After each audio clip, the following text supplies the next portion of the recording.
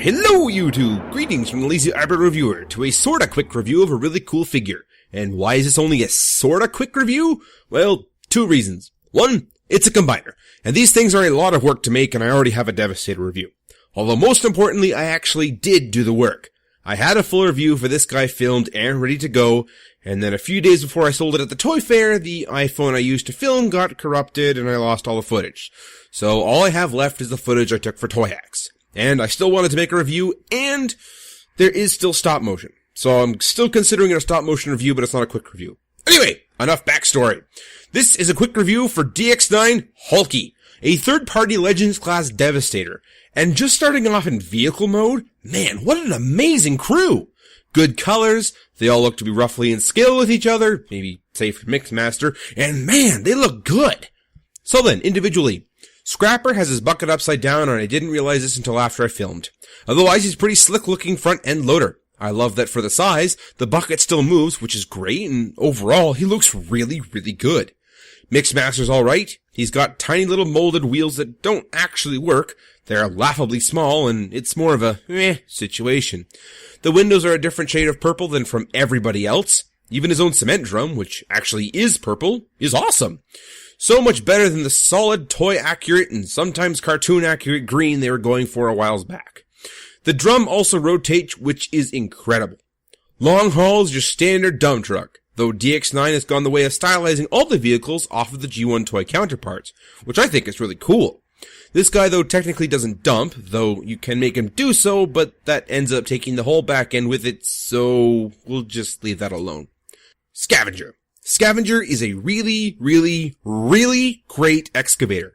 I'm surprised for its size just how much they were able to work in, especially with the addition of a rotating platform. Man, color me impressed. Speaking of color, I love how they incorporated the original purple of the treads into the caterpillars, however left the treads themselves black. I love it, I love it, I love it.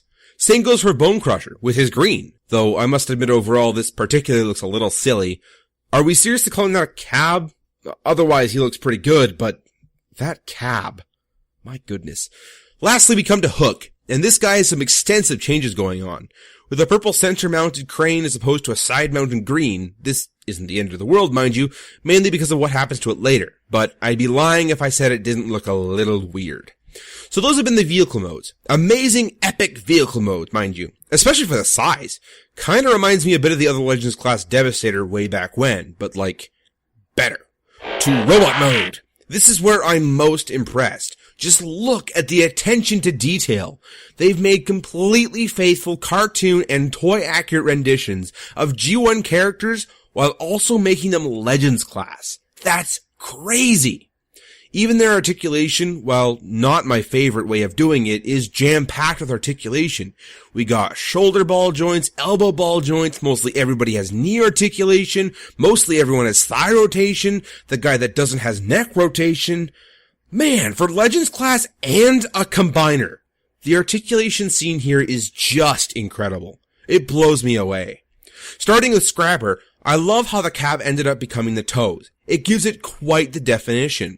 I love how Mixmaster also has dedicated feet, though if you don't like them, you can close them up and the cab alone does just fine. I love how stocky Longhaul is and how cartoon faithful his overall aesthetic is. I love the bucket on Scavenger and how it tucks nicely away into the torso. Also amazing is how they tackle the cab in vehicle mode. The little area where the driver sits is just one entire arm. That's amazing. I also love how they tackle the legs, both on this guy and Bone Crusher, where turning them 90 degrees allows for a knee and then a flip-out foot. That is just such a stellar idea. I mean, no, the treads don't turn, but who cares? I love how Bone Crusher gets his bucket blade bib. That's also awesome. And then you get to Hook. Stodgy little Hook. I mean, just look at that little head. So that was robot mode, and yeah, Toy Hacks labels are all in there too. Just this crew. These guys are wonders of engineering. They truly are. Just on their two modes alone, they do an amazing job, and we're not even at the best part yet. So let's get on to Devastator. You just take the leg box and we interrupt this transformation to bring you this important message. The animation budget has run out. Devastator. This is without a doubt a very impressive character. About the size of, say, Masterpiece Ironhide. I love how Scavenger still has the rotatable platform in this mode. Personally, I like my crane arm pointing up. I find it far more interesting to look at and semi-symmetrical with the blade of Bone Crusher. I love how the legs of Long Haul become the thighs of Devastator.